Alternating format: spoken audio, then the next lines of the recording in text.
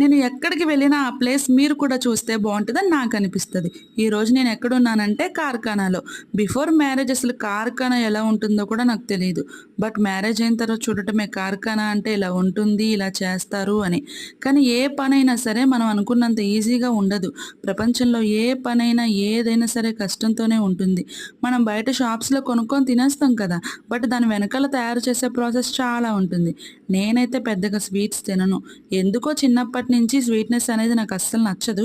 But ఎప్పుడైనా తినాలనిపిస్తే మాత్రం తింటా.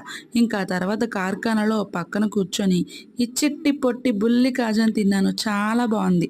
నిజానికి నాకైతే ఫుల్‌గా థ్రోట్ పెయిన్ అనమాట. మింగుతున్నా సరే పెయినొస్తుంది. ఈ పెయిన్‌లోనే ఇంక ఇవన్నీ తిన్నాను కాబట్టి ఇంకా ఎక్కువైపోయింది థ్రోట్ పెయిన్. అందుకే మా శేఖర్ కోకోనట్ వాటర్ తీసుకొచ్చాడు. ఇంక కోకోనట్ వాటర్ తాగాను.